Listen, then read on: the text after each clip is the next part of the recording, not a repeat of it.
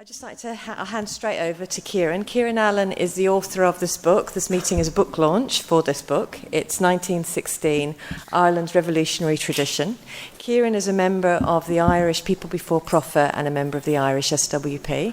He'll speak for about 30-35 minutes, after which we'll open up the meeting to discussion, and then he'll sum up. So I'll hand straight over. Thank you, Kieran. Okay. Let me just start by trying to paint a brief picture of the world of colonialism by the early 20th century. And we're talking about a world where, for those of you brought up in British schools, you probably remember or maybe some of you older, the map was painted red. Most of the countries of the world was painted red. The fact is that by the time of the First World War, every single country on this planet, bar Liberia, had been colonised by the major Western powers, Britain, France, and so on. This was a society or a world where it appeared natural to rob the natural resources of India, of Ireland, to use those natural resources for the betterment of the metropolitan countries. It was a world where famine was caused by this robbery and pillage of the colonies, famines in India, terrible famine in Ireland.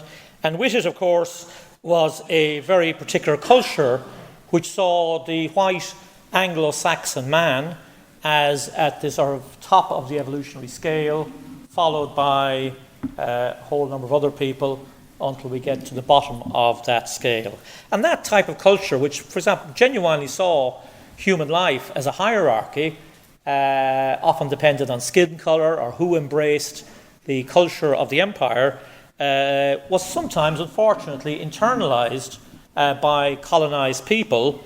And you find that people, for example, even some of the early nationalist leaders, one of the ways people began to revolt against empire was by, first of all, trying to embrace the imperial culture. Think of people like Nehru in India, or Ho Chi Minh, who spent a lot of his time in Paris trying to soak up this great French imperial culture, and then finding the contradictions when they talked about the rights of man, how they treated the colonies and so on. This was a culture which devalued life in the colonies. One of the best books I've read in recent years was a history of the gun. The machine gun was invented because they thought they could wipe out the lives of people in Sudan, because they weren't the same as British lives or French lives and so on. You can massacre with people with spray, what they call spray shooting or whatever. This was the type of imperial, the colonial, let's use the word colonial world. And in this colonial world, the sort of metropolitan rulers did not just use force. They certainly used force, but you could hardly explain the domination of the subcontinent of India by the relatively small size of the British Army and the British state apparatus that was stationed there. Generally speaking, the metropolitan powers found local allies who were lifted up in the social hierarchy, allowed to dominate their society, and crucially, often pushed those societies backwards. Think of the landlords in India who were given property rights by the British Empire. And in the case of Ireland, the initial allies in this colonial world was the Anglo-Irish aristocracy, mainly of a Protestant background, centred on Dublin Castle. These were the allies who were charged with running the colony on behalf of the empire. However, by the early 20th century, things had begun to change. And one of the features of Ireland, rather unusual features of Ireland, is you had an enormous land agitation in the late 1770s, 1780s, known as the Land League, which, by the way, invented the term boycott. The term boycott comes from a refusal to engage with landlords, have nothing to do with them, invented in County Mayo as part of the fight against landlordism. And that agitation, strangely enough, or in terms of the historical pattern, was relatively successful. By the early 20th century, for example, 316,000 holdings, 11 million acres, that sounds a lot to me, were handed over to Irish peasant proprietors. The worst thing you can do in Ireland today is call somebody a peasant. People think that's an awful insult. farmer, because you become to own the land. This happened as a result of the imperial settlement, and the wealth of the British Empire at the time was able to effectively buy out the agitation on land and create a class of farmers. Now, why is that important? Because what that meant was, instead of the British Empire relying simply on the Protestant aristocracy, or the ascendancy as it was known, the Catholic professional class had begun to emerge from this land settlement. The Catholic Church in Ireland, for example, contrary to mythology, is not a permanent feature of Irish life. It was often a disorganised church until after the famine, when it grew. The number of priests per head of population grows immensely. Patrick Pearse's father, for example, was a stonemason who became a very wealthy man because there was such an amount of churches were being constructed to service the Catholic professional class. And increasingly, it was on this class, as well as the Anglo-Irish aristocracy, that the British Empire relied on. And this is, if you like, the Irish Parliamentary Party, what I'm getting to here. Irish Parliamentary Party, led by John Redmond, wanted autonomy within the empire.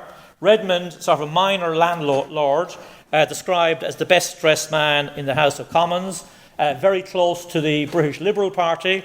This was a party that was, it's like the beginnings of a Catholic fundamentalist movement. One of the things I want to just emphasise here is sometimes people think we have empire, which is bad and all as it is, slightly progressive, and backward nationalists. No, it doesn't work like that. The empire creates backward nationalists, fosters them as allies, uses them to impose order on its society. And through, essentially, the Irish Parliamentary Party and the sort of Catholic fundamentalist movement around it, the Ancient Order of Hibernia, by the 1914, the British Empire looked as if it had stitched things up in Ireland. Countryside pacified, the Irish Parliamentary Party linked to the British Liberal Party, looking for autonomy within the empire, but if you like, accepting the idea of the empire, and as one writer described him, using a bit of Irish culture, language, but hopping essentially between Kathleen and Houlihan, the mythological name for Ireland, and looking for jobs in the English civil service across the empire. Now, this world, if you like, was broken apart by events on the global stage. And this, I think, is important to our era.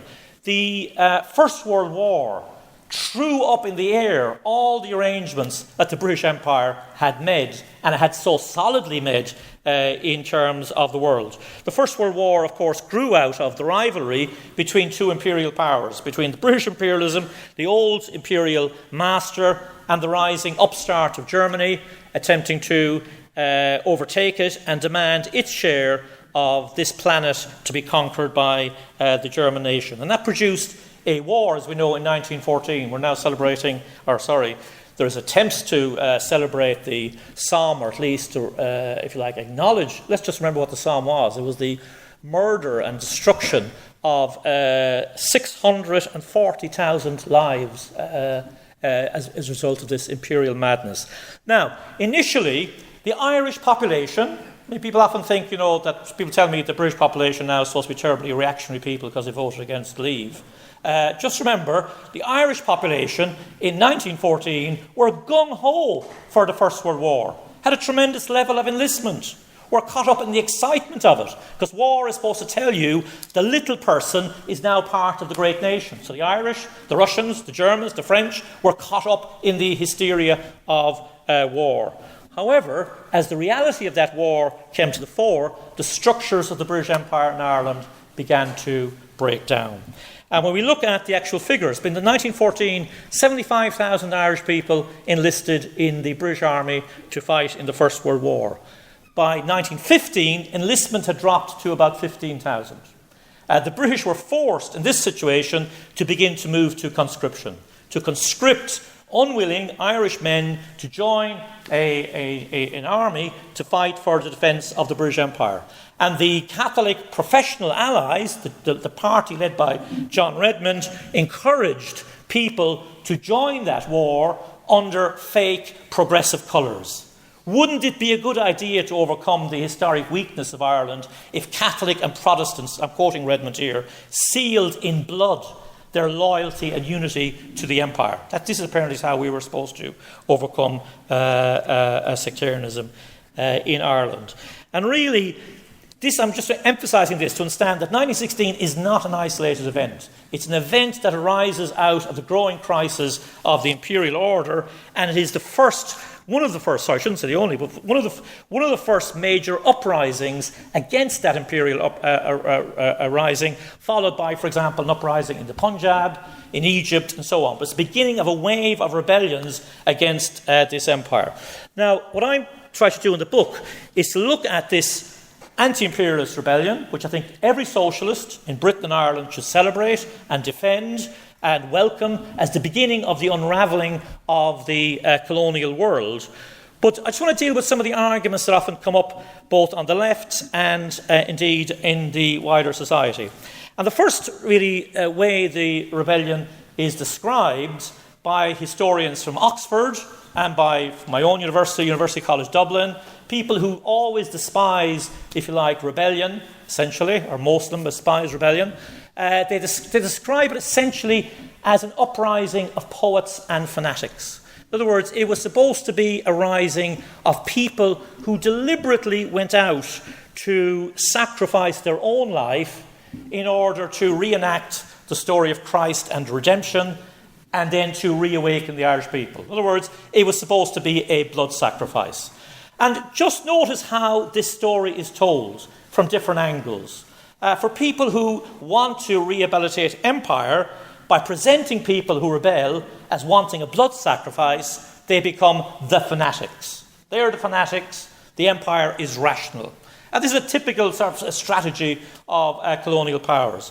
Funnily enough, in Ireland itself, the idea of a blood sacrifice is also presented because it kind of fits in well with the sort of traditional Catholic notion of martyrdom and so on, right?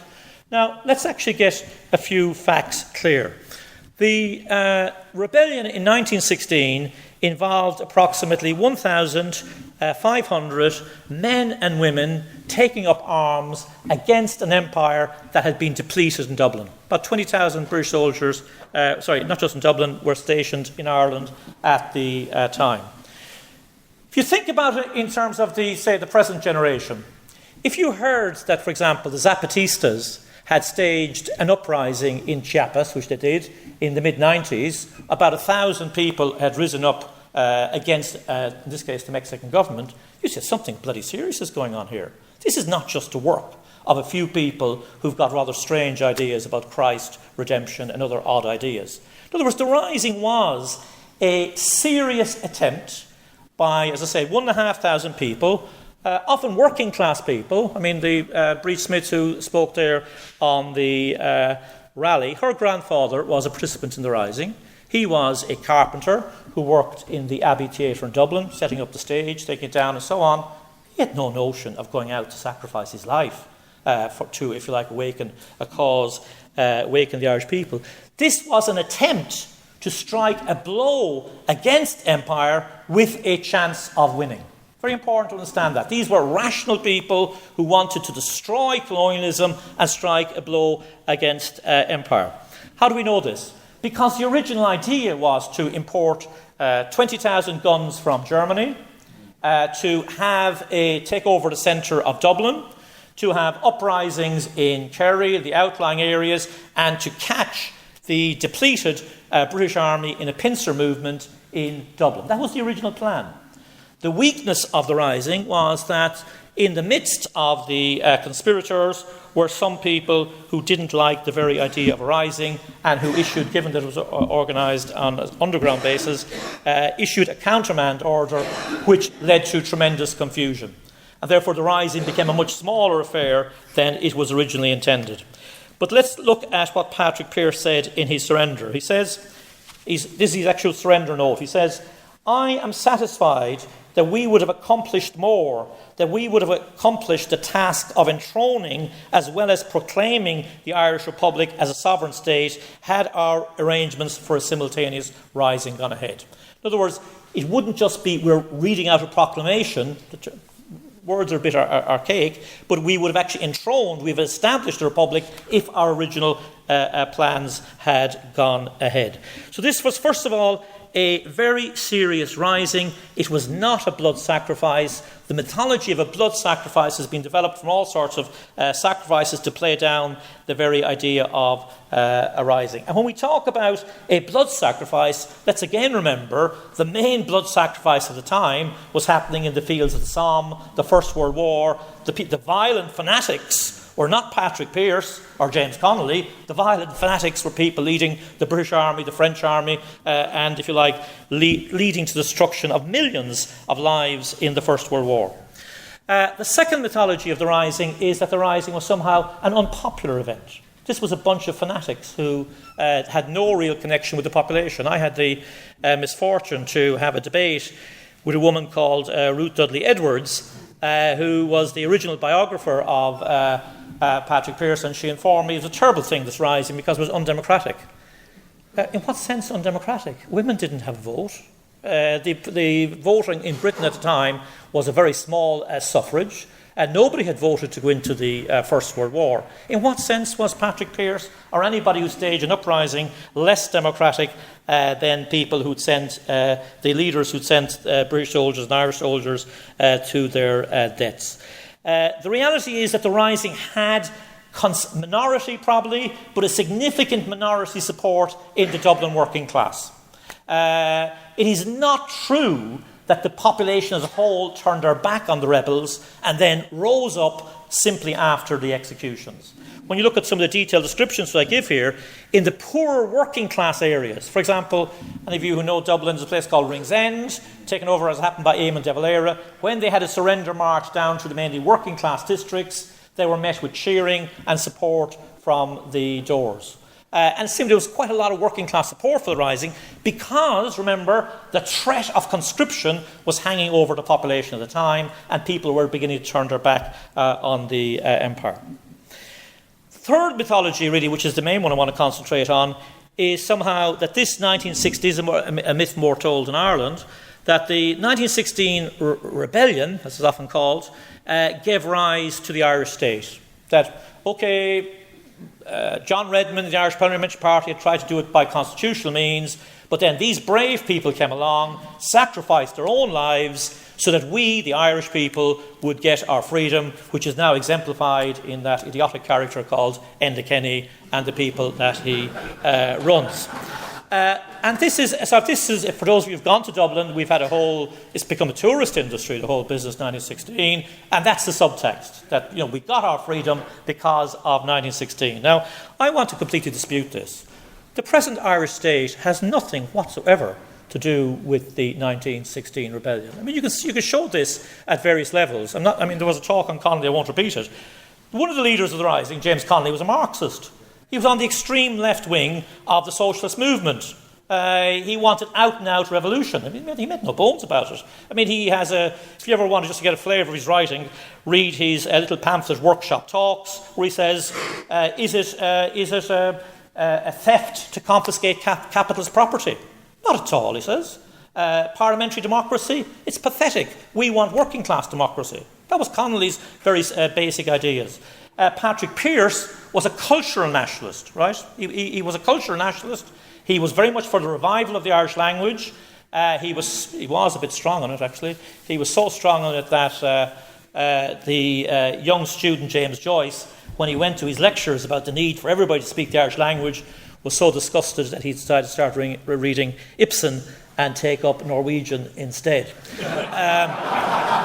But obviously, the Irish state is not an exemplar of cultural nationalism at the moment. So in that sense, there's very little connection between the ideals of 1916 and the present state. But actually, if you look at it at a deeper level, there's more to it than this, because what actually occurred is that 1916 was the beginning. This is something that's been suppressed from a lot of history. It was the beginning of a revolutionary process. But it was the beginning of a revolutionary process that, as is often said, was arseways round. It was backwards around. If you think of Russia, in 1917, you have a march of mainly women workers looking for bread, peace in Petrograd. It's suppressed. It escalates into workers taking action. Workers' councils are set up. provisional government overthrown, and then in October you have an insurrection. Irish do it backwards. They start with the insurrection. Insurrection is when you get guns, you try to overthrow a state. That's what an insurrection is. The Irish start with the insurrection, and then what they never tell you in Irish history is the revolution starts afterwards. And what do I mean by revolution? I mean the massive, incredible involvement of huge numbers of people in fighting against empire and indeed fighting for a social and better Ireland. I didn't say socialist, let's just say a better Ireland. Let's just look at the scale of it. Irish population, approximately 4 million people at a time. 100,000 people joined the IRA. The IRA was not a small guerrilla movement that we sometimes think of today. 100,000 people. 20,000 people with guns. If you look at the strategy of the IRA at the time, it was a typical strategy for undermining colonial powers. The first task of anybody wanting to uproot imperialism is to remove their local agents, the police, the army barracks, and so on. The Irish population removed these police stations and barracks by the tactic of boycott. Nobody would give them food. Nobody would have any social intercourse with them was completely banned. They were pushed out, and as the term used to be spoken of in Vietnam, liberated zones were created completely devoid of the presence of the so-called British security forces. In 1918, the British Empire tried again to impose conscription on the Irish population. It was met by a general strike. The country stopped. The British were forced to back off. There was massive popular mobilisation to prevent conscription. In 1918 also, there was attempts to move food out of Ireland. This is a country, by the way, which, 40 years or so beforehand, had a famine. And they were attempting to move meat, as it happens, out of Ireland. People say, we're not having it. We're not just not having it. This is the declaration of the Irish Trade Union Congress in 1918 on this issue of bacon, right? Rashers. It says, we do not recognise the right of the owners of bacon factories to withhold their premises and machinery from use at their discretion against the common interest. These material structures have been built and adapted by workers for a social purpose to provide bacon for the people. If those who hold these things in trust fail to fulfil their trust, the people must relieve them of their trust. They're not going to export food from Ireland without our permission. If you look at the emergence of the fight, a very traditional fight over political status, again, familiar tactic of the British Empire, criminalise these people, pretend that they're not political, so they removed political status from Republican prisoners in 1918. What essentially is the equivalent of an uprising occurs in Dublin. Dublin stops, there's a general strike, masses descend on Mountjoy Jail, and the British are forced not just to grant political status, but in fact to release the prisoners. The governor even tries to get the prisoners to say, I'm sorry, I did something bad, type of proclamation. They refuse, they're still released. Such is the power of the movement. British workers at the time, very bravely and very correctly, were involved in stopping supplies of arms going to Russia. I forget the name of the ship, anybody know it? The Jolly George ship. British dockers refused to supply this ship because it was being used by the White Armies to suppress the Bolshevik Revolution. Irish workers said, very good, but what about Irish workers stopping British guns and British military equipment being used to shoot Irish people? Result, a massive boycott by transport workers of the British security forces. They were not allowed to move their arms or equipment for approximately 9 months in the course of this struggle. Now, most spectacular of all, I mean, this is one of the, I always find this sort of notions of how people think of countries like Egypt, and people say people are Muslim and how can they be left and so on. Look at Ireland in the 1920s. The Irish was a very Catholic country because Catholicism was the badge of identification imposed by the empire. But you look around the country, you find that people in Limerick rise up when the British Army tried to impose passes on people to go in and go in and out of Limerick, and they declare a Limerick Soviet. There's a tiny little mine in Leitrim, a very sort of isolated part of Ireland. People occupy the mine and say, this is the Arigna Soviet. People take over creameries and they say, this is a Soviet. Now, Soviet is not an Irish word. It's not even an English word. There was no internet. So what are these people doing? And what we find is, obviously, people, as part of rebellion against empire, are making links, strangely enough, with what went on in Russia, and were beginning to flex their muscles and look for a different world. Let me just give you a report from the Manchester Guardian of the flavour of the times in Ireland. This is now a description of what happens when the anti-conscription strike took place. He says, this is the Manchester Guardian, says, it is particularly interesting to note the rise of workers' councils in the country towns.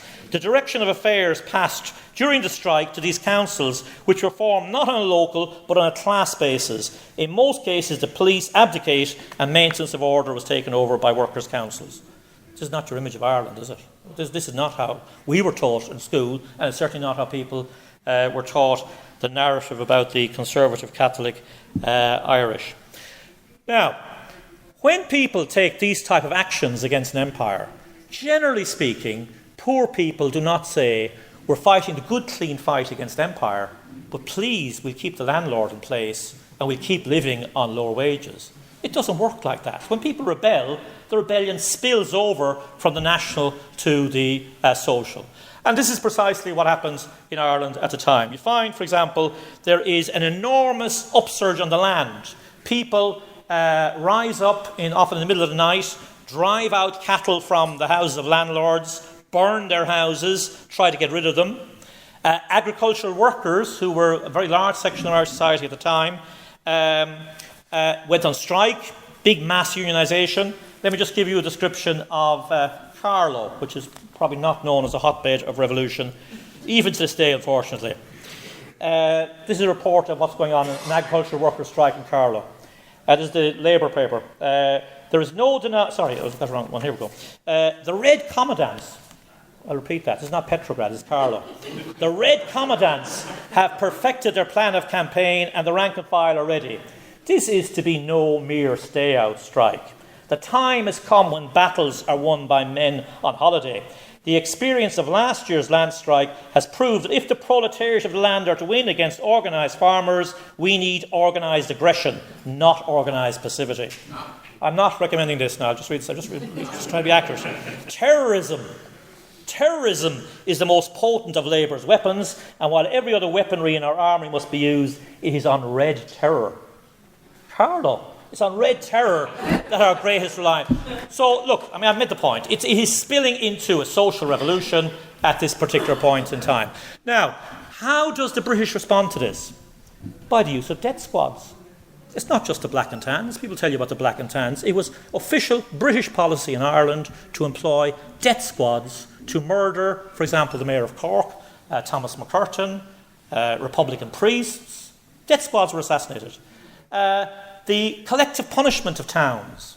When a British soldier was shot, for example, in Tuam, the British Army come, crush the town. Towns like Cork, Balbriggan burnt to the ground in order to inflict this type of terror. And crucially, moving very quickly to encourage pogroms in Northern Ireland against Catholics and to get a partition state set up. This was the response of the British state to this social rebellion. What was the response of the Republican movement to this rebellion? And this is the tragedy. The response was, this was not part of the script. This is not a good, clean fight. We went out for Irish freedom. We did not go out to take land off wealthy people or have factories run by Soviets. I quote in the book, for example, one of the leaders of the IRA in Mayo saying, I know what we were doing at the time. We were putting down the land agitation. Okay. The problem then is, once you destroy, if you like, the social basis of the revolution, you're now reduced to a military fight. And given a fight between 20,000 relatively unarmed IRA fighters and the biggest military power in the world, the British Army, willing to use out-and-out terror to suppress this demand for independence, you can get the outcome. And the outcome was, of course, the treaty. the treaty which accepted the partition of Ireland and which allowed, essentially, I think it changed in subsequent years, a neo-colonial relationship to continue, where approximately 99% of Irish exports were agricultural exports and 99% of exports went to Britain. So the same relationship was continued. But, and here I just want to really come to a conclusion on it, one of the features of the way history is taught is it's often taught about great heroes and villains, usually great men. Great men, Michael Collins, any of you have seen the film, dashing Michael Collins, snivelling Eamon de Valera, who won the battle, why did de Valera not go over, this sort of thing, right? It leaves aside what the mass of people are doing. But if you think about it in terms of reality, what did actually happen coinciding with the treaty? What happened coinciding with the treaty was an intervention by the British Empire in Ireland to promote a counter-revolution. Let me be quite specific. The British Army sent to Dublin tens and thousands of weapons to the Free State Army, which in turn launched the civil war against its Republican opponents. The death squads that the British Empire had thought used against the Irish were taken up by the Irish Free State and used very assiduously and very actively against Republican fighters. This sort of counter-revolution led to a situation where the Free State Army ballooned essentially up to 50,000 people, where the first moves of the Civil War only come when Churchill supplies Michael Collins, this was not in the film I'm afraid, supplies Michael Collins with the guns in order to murder and attack his opponents who oppose the treaty. Now, you have a lot of debates about this in Irish history, but I'm not going to go into the specifics of Document 2 and this, that and the other treaty and so on. But I want to more look at the social effect. What was the social effect of all this? The social effect of this was that the Catholic, professional, upper class came to take a grip on the Irish Revolution. And in the book, I refer to them as the Clongowes Woods boys. Clongowes Woods is the equivalent of your Eton. It's where people are trained to be members of the upper class, pay a hefty fee, and think they have a sense of entitlement to rule the world, basically. That's what private schools do. By 1924, there were more people in the Irish cabinet who'd gone to Clongowes Woods than had actually fought in 1916. They had taken over. And as they took over, with a key figure, and a very obscure figure in Irish history, a man called Kevin O'Higgins, later, by the way, assassinated, Higgins says, the crucial thing is we have to stop this disobedience. He says the thing about the Irish is they're rebellious, they're stubborn, they think they can do what they want in terms of seizing land. Stop it. He's the quote from Higgins. He says, without the bailiff, there is no civilization. Right? That was Higgins. They bring in the axe to, if you like, clamp down on any agitation. Post office workers that are on strike in 1924 are shot at by the Free State Army. This is the counter-revolution. But if you're going to have a counter-revolution and you've mobilised people, what do you offer people? And what you offer people was what I call a spiritual antidepressant. You didn't get freedom. You didn't get anything in terms of land. You got nothing in terms of workers' rights. But you can be proud to be Irish because you are the most Catholic country in the world. And that's what they gave people. And you look at the actual pattern after the counter-revolution. Ban on divorce immediately. Tiny loophole for wealthy people, banned immediately. The creation of mothers and babies' homes. The setting up of commission for recidivist women.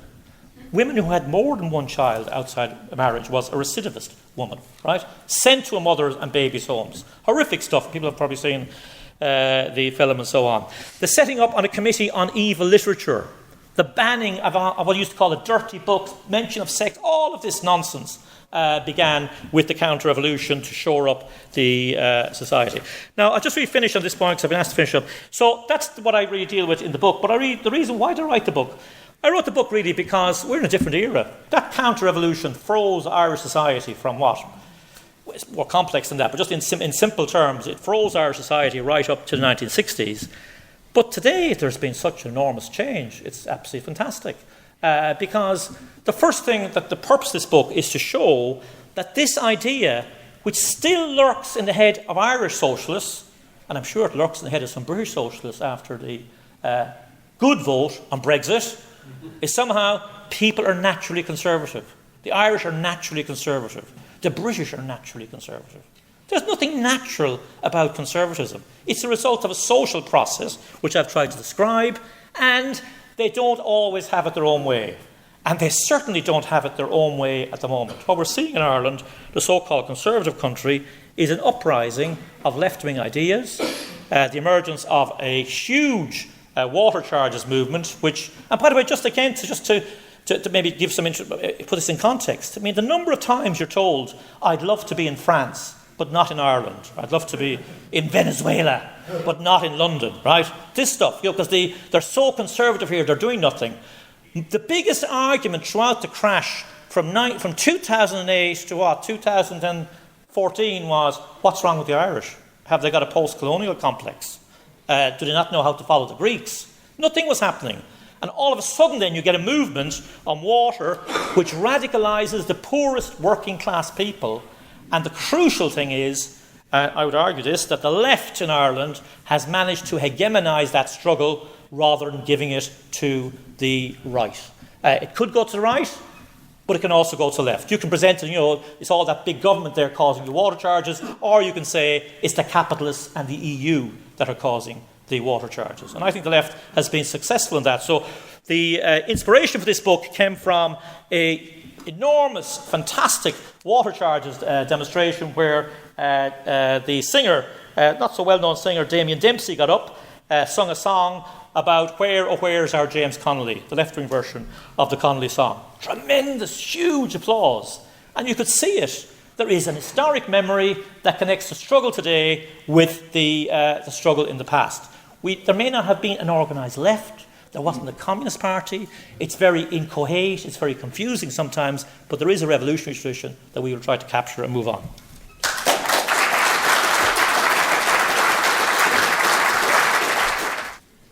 Great book, Kieran. I couldn't put it down. I did a couple of meetings on it, on the strength of it, in South Yorkshire a few months ago, mainly the substance from the book.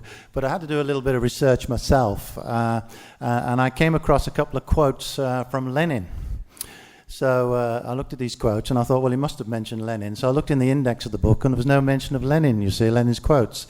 So I thought, well, if I ever meet him or see him, I'm going to ask him why not.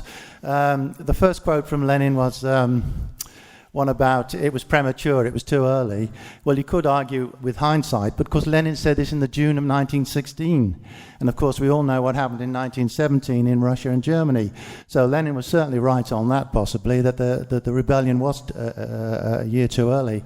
The other quote Lenin mentioned was this contradiction between Connolly, who was for a workers' republic, very much the Marxist as Kieran has emphasised, and Patrick Pearse, who was very much the nationalists. And of course, the arguments at the time were, do you get in with the nationalists to overcome British imperialism? And of course, I think Lenin's response, I don't know the actual quote, I tried to look it up on Google before I came, but I couldn't find it. But Lenin's response was of an approval. Yes, I mean, you have to get in with the nationalists to overcome imperialism, even though the nationalists bring all this dirty baggage with them. You have to unite, get together what unites you, and it's the war against the British imperialism. Although Connolly was very aware of this, because one of Connolly's classic quotes is, if we are successful in this uprising, because remember there was only about 150 or so of the Citizens' Army, and the other leader was Patrick Pearse, and they had about 700 or 800 of the nationalists. So Connolly was well aware that even if they won the uprising, the battle there was a large battle to come, because one thing he said to his Citizens' Army said, if we are successful, hang on to your rifles, lads, because we've got an awful lot to do yet.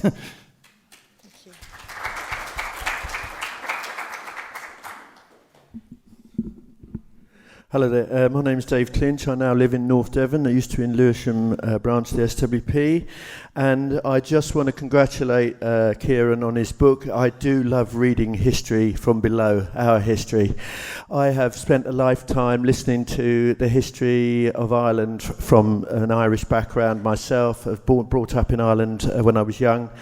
and it continued over here, our heroes, Pearce and Connolly and so on. Fine, but it missed out some of the detail. I'm just going to give you a bit in the book that really shook me, and I think is a tragic situation in one way. Oh, well, it is.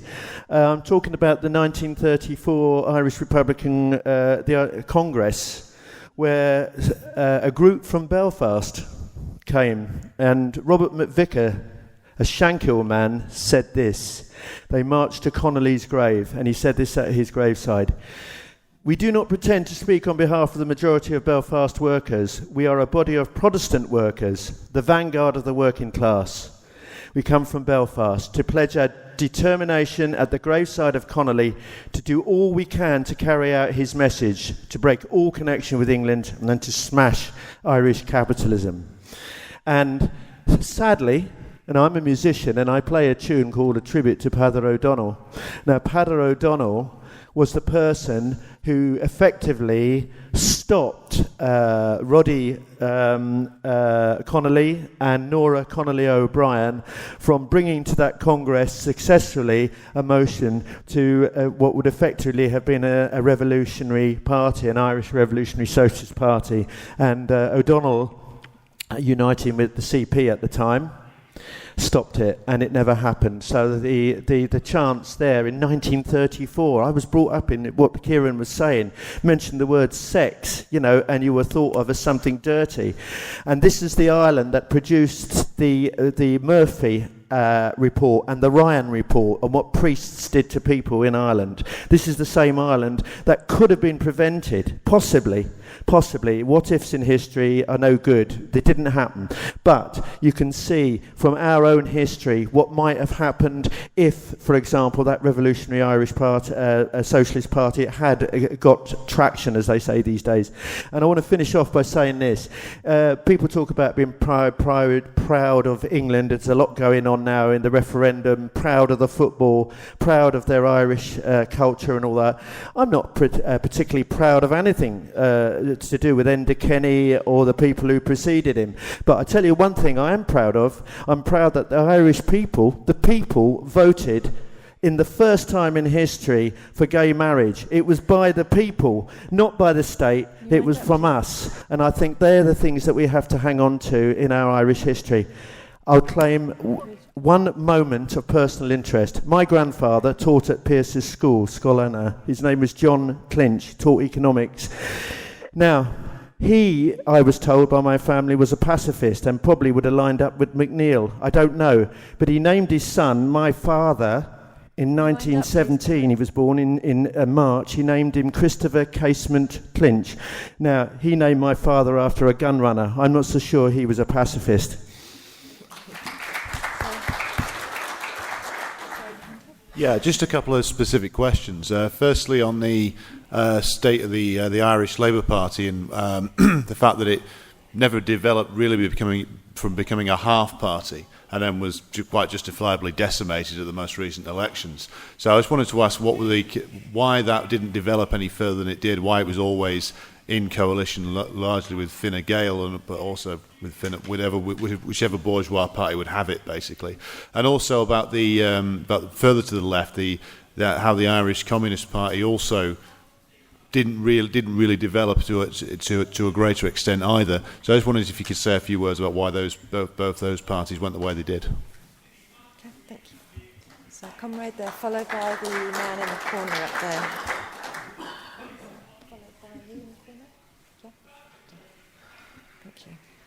Yeah, I'm another fan of the book, actually. I thought it was a joy to read. And if you read the book, the periods that Kieran goes through also touches on radical republicanism in the north.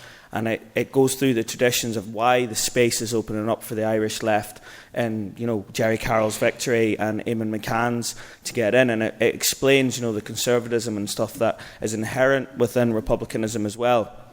And the threads of why they're reinforcing, the partition state at the moment. And that's the kind of one of the things you look at it. The modern Ireland is in no way what Connolly and them envisioned. The toxic states, both of them, are nothing to do with the vision has nothing to do with what Connolly and them actually wanted. And you look at the arguments as well about mandate. I thought some of the newspaper articles over here were laughable, insulting, and absolutely terrible. You've got like Bob Geldof walking around going, there was no mandate for 1916, and I thought the Game of Thrones actor Liam Cunningham came back very quickly on that and just said, well, the British didn't exactly have a mandate when they colonised us, so, I think, he phrased it quite well. And when Connolly also talked about partition, he coined what is a phrase that's there was a meeting here about Syria beforehand, and you would use the same phrase to describe Syria, a carnival of reaction. These are the things that they foresaw, and it was more prophetic to look at the Irish state today and look at what Connolly was trying to say about what would happen if these people, conservatives, got their way. So if you're having a chance, read the other book as well, I think, The Politics of James Connolly, because it's a wonderful book that explains a very important revolutionary of our tradition, and also read the 1916 one because it's fantastic as well. Thank you. Yeah, a joy to read Kieran's book. I live in the west of Ireland. I've lived there since 1993.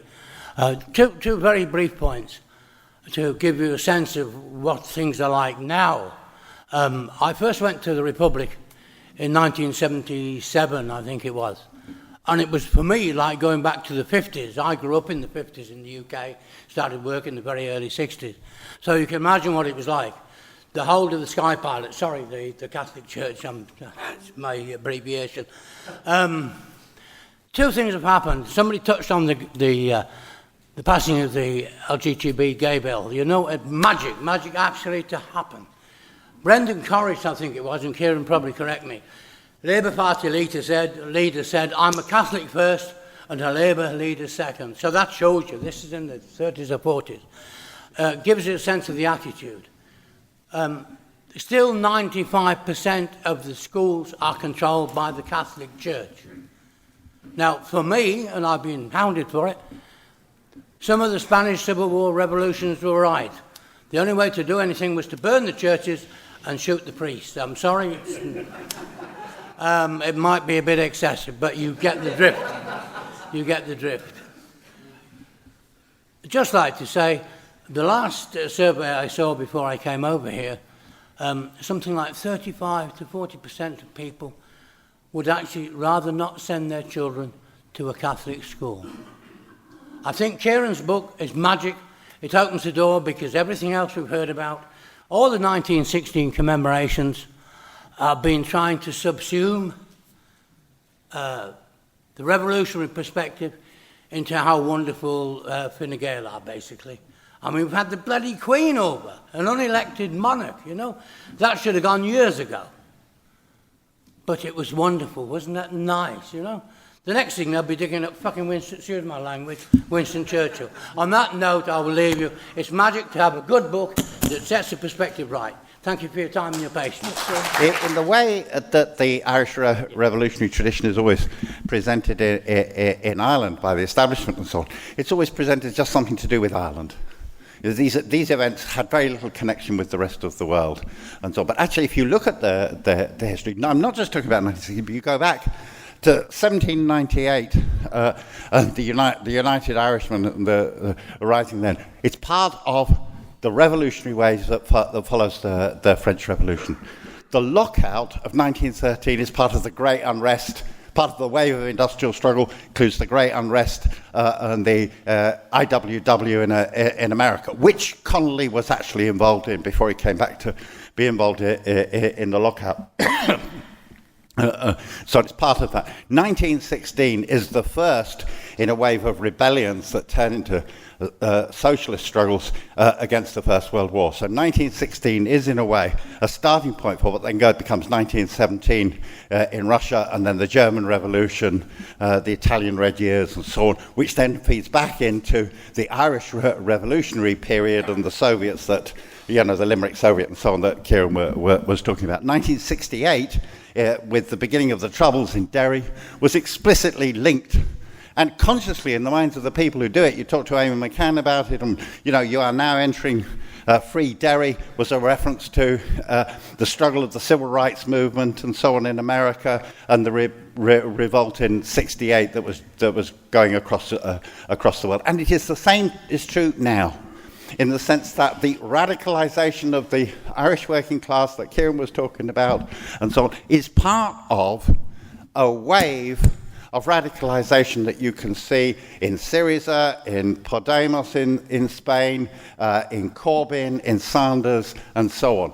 This is part of the response to the crisis of 2008 and the austerity unleashed on the people and so on. And just, Kieran said that this can go left or right, can go either way. That's true. And I would just think there is one specific thing that in Ireland we have been able, in relating to this movement, to shift the balance between reformism and the revolutionary movement, in the sense that the revolutionary movement has a much stronger, the Revolutionary Party and the revolutionary movement and the genuine socialist aspect of it has a much stronger element within this movement than the reformist element. So that's quite important. That's why People Before Profit has been able to get... Can you sum up, please? Yeah, has been able to get 5 parliamentary representatives across Ireland. Obviously, this is just the beginning. It's something we have to build on. The reasons why that was possible are also located in Irish history. John, can you wind up, weakness please? of Stalinism, weakness of the Labour Party, but it's a very, very positive development.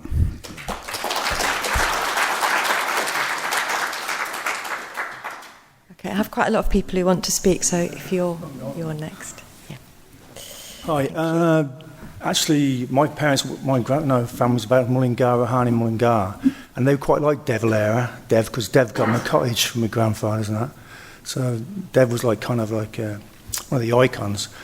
But he wanted to keep Ireland agricultural and kind of conservative, because he had a deep antipathy towards Britain. My basic question is, during the 30s, there was a big upsurge against fascism on the rise. We had the international brigades, we had people fighting against the rise of fascism, etc. And De Valera had a policy of neutrality. I wonder if you could sort of expand a little bit on the background, what was going on in Ireland, on the left perhaps, in terms of the neutrality towards fascism, which was going on at that time. So I'm sure it must have been a very hard thing for an Irish person of any socialist principles to be around in Ireland at that time. So maybe you expand on later on, perhaps. Thank you. Yeah. Yeah, I just want to come back on the idea of democracy, because I think it's worth thinking about the democratic situation in the period before 1916 and before the war. There'd been a democratically elected Liberal government, which, with support from a substantial number of Irish nationalists, decided to put in a Home Rule Bill for Ireland. What's the attitude of that to a democratic group of people? You accept it and it goes through and there it goes. No. What was the attitude? First, a group of reactionary Protestants in the north decide they don't want this, no to Home Rule. They establish a group of Ulster volunteers who are armed, so they introduce the idea of the militarisation of Irish politics. They introduced the gun into Irish politics. And what's the attitude to this of the opposition, of the Conservatives, the people who believe in democracy? Bonalaw addresses these people at a mass meeting, these armed people, and says there's no extent to which you will go, no lengths to which you'll go, in which I will not support you. He's saying this to a group of people with arms, who are actually talking about taking on and defying, the ideas of Parliament and something that passed through Parliament. And then a group of army officers in the Curragh, the so-called Curragh Mutiny, then say we will not allow ourselves to be used in order to implement the policies, the democratically elected policies of the British government, if it is to introduce Home Rule. So in terms of democracy, the elites, the Conservative Party, many of the tradition, the army officers and so on, were all stood out against any ideas of parliamentary democracy being allowed to implement Home Rule. And that is the context in which you can actually see the possibility to grow, the Republican movement and the rising. Without that, Home Rule Bill would have been passed, and the Republicans would have been a small minority. So when they talk about democracy, if democracy had been accepted by the British elites and the, British Conservatives and so on, then they wouldn't have had the rising in the first place. Thank you. Okay. Could be followed by Mark Thomas. Many tens of thousands, hundreds of thousands, several million may have lost out and suffered under the effects of the counter-revolution after the treaty that brought about the Free State and then the Republic of Ireland. But probably the biggest single group of people who suffered from this settlement were women, Irish women.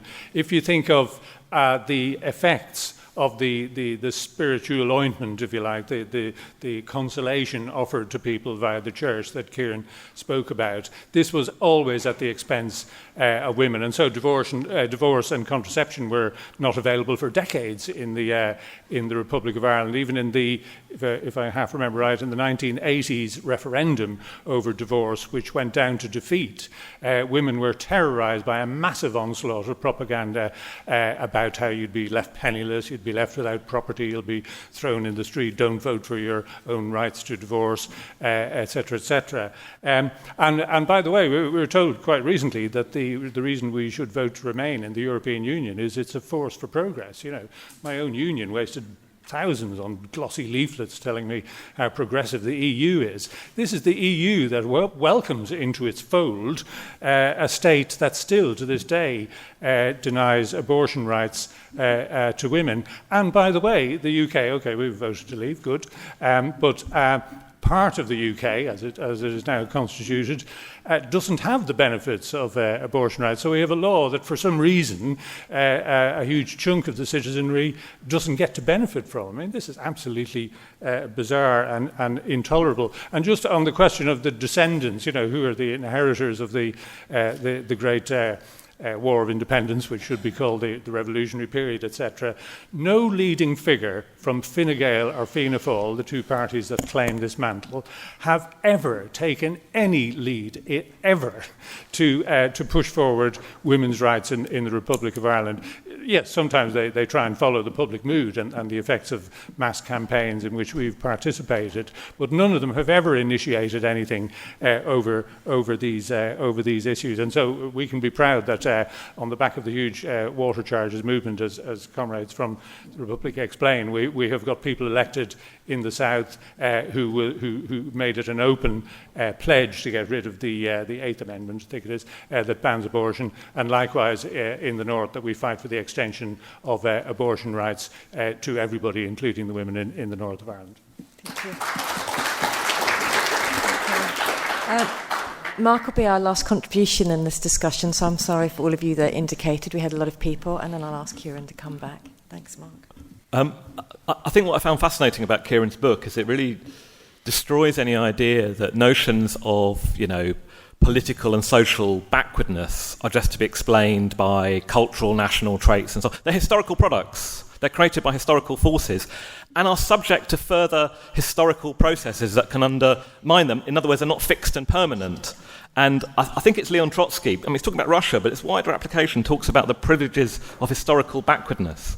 And it seems to me that, you know, the states, north and south, the partition states created by the counter-revolution in Ireland in the 20s, marginalised the left. I mean, you think about the left in America under McCarthyism and so on. The Irish states, north and south, marginalised the left, not just the revolutionary left, but the social democratic left. It's left a much weaker social democratic force. And that can make life very, very difficult in terms of the general political culture and point of reference, but it can also create a space.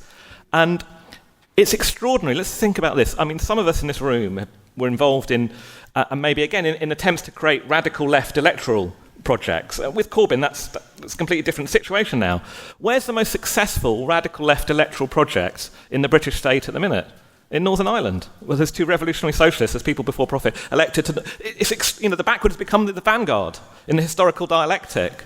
And I think the fact... I don't want to... There is a social democratic force, there's a trade union bureaucracy, there's reformist ideas, all these things exist in Ireland, but it seems to me it's a much historically weaker current than the deeply entrenched Labourism that we see in Britain. And therefore, there's an opportunity for the revolutionary left. As that international radicalisation hits Ireland, of course, it's mediated and interacts with a specific historical development that do provide an opportunity for the revolutionary left, which I'm pleased to say they show every sign of taking advantage of. Thank you. So I'll hand back to Kieran. Thank you. Okay, I'll deal with some historical questions, then we make some remarks about the present situation. First of all, the Irish Labour Party, why is it so weak? Because there was this counter-revolutionary atmosphere. In 1944, the Irish Labour Party split between, on an anti-communist basis, McCarthyite strategy by the Catholic Church and Fianna Fáil. So it was weakened by the general counter-revolutionary atmosphere. That's one point. But secondly, it also, after Connolly's death, tried to reposition itself as a more classic social democratic outfit as against revolutionary figures like Connolly. So the leader of the Labour Party in 1923 says, one revolution is enough. We now must define ourselves as part of the community rather than a class. In 1928, for example, there was a major agitation in Ireland about paying back land annuities. These were the British Empire gave credit to buy out land. People were still paying off in cheaper credit. By 1928, the Fianna Fáil party, we'll come to Fianna Fáil in a minute, joined with Padre O'Donnell, whoever mentioned Padre O'Donnell, in opposing those payments of the annuities. The Labour Party says we must obey the law and pay the annuities. So you can see why they were always a very weak party, simply propped up the two Conservative parties. Why was there no Communist Party? Mainly because of the visceral anti-communism that shaped Irish society at the time, essentially led by the Catholic Church, and they didn't really get a chance. The Communist Party membership in, say, the middle of the revolution was less than 50 people. They probably hardly grew to maybe, I don't know, certainly less than 200 people over the whole period. Now, the more complex question is on the question of, somebody says that their father or grandfather looked to Eamon de Valera and so on. And I think this is, if you like, it's important to understand the shift here. Essentially, what de Valera tried to do was to mobilise a section of workers, this is why Fianna Fáil is an unusual party, in order to break the neo-colonial link with Britain.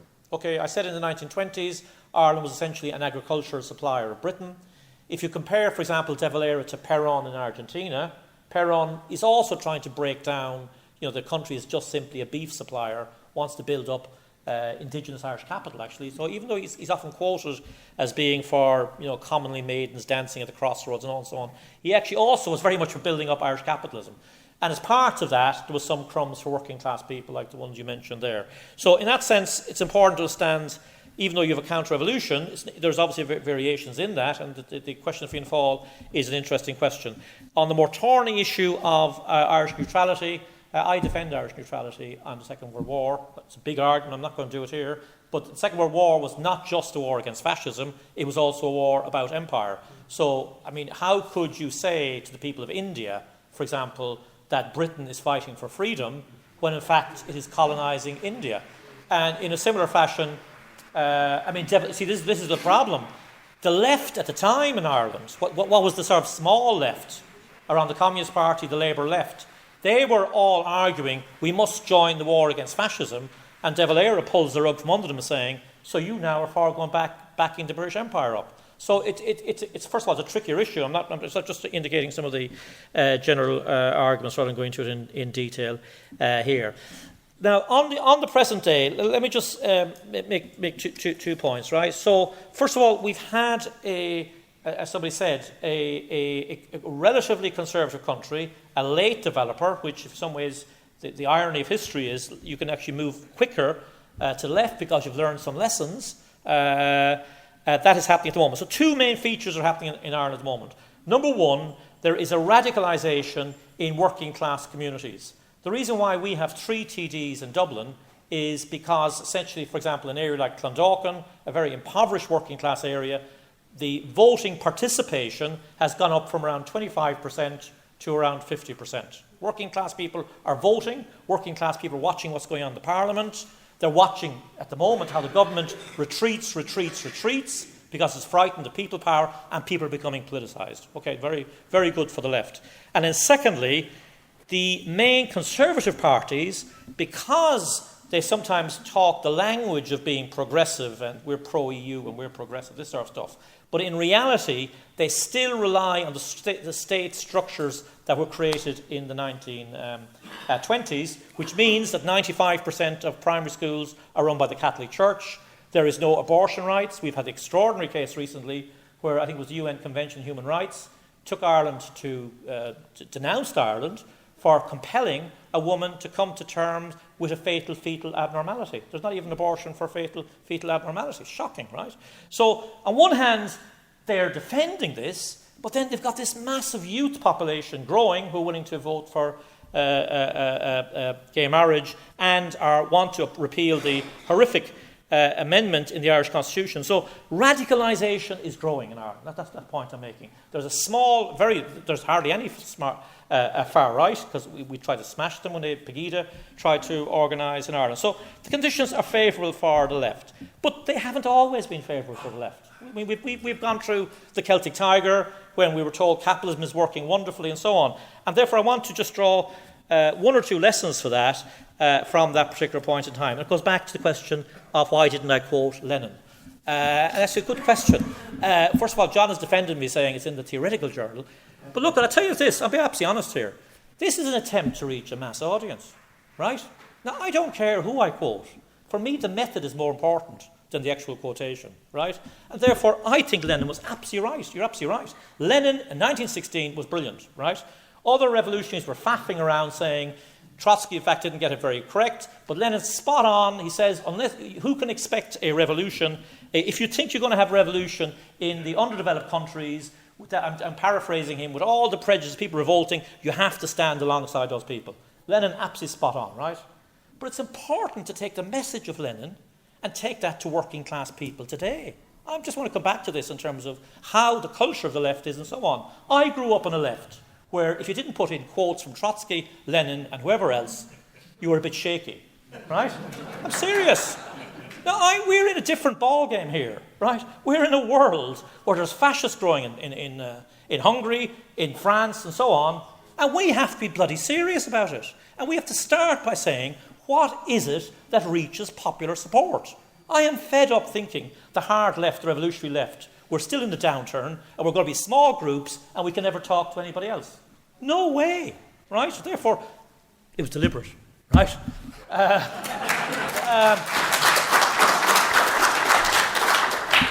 To maybe extend the argument, I mean, I think that it's important at the moment in the situation we face in both Britain and Ireland, a very unstable situation, that revolutionary socialists do get a base in the working class. And sometimes the terrain is not always favourable, but for us, the decision we made a number of years ago in the Celtic Tiger was, we are for, don't get us wrong, don't anybody get this wrong, we are for building rank and file movements in the unions. Absolutely for it. We're reorientating people for profit to the workplace and so on. But in a situation where there wasn't massive working class struggle, do not ignore going into the communities. Do not ignore, if you're in a local branch, raising issues of housing, of public services, of closures of libraries, and being the people that have the ambition to be leading that campaign. And that seems to me is a vital lesson for the left, because I believe working class people will politicise. They don't always follow, if you like, the particular ways we have styled it. We know that the workplace is where working class people have power, but we know in Ireland where the politicisation happened, it just happened like this, it was actually in the community. Therefore, for me, the crucial thing in the present period is the revolutionary left has got to raise its sights. We have to think about winning lots of working class people who will distribute our leaflets in working class communities, putting on meetings on the issues that affect working class people, and winning those working class people who start, if you like, often with, as John put it, the general tenor of the left at the moment is still left reformism. People want somebody to do it for them. They're not yet confident and so on. But we believe that if the revolutionaries are at the core of that, you can pull those people to a strong revolutionary movement that's not going to do the dirty like Syriza did it, but actually carries it through to revolution. That's the strategy we're pursuing.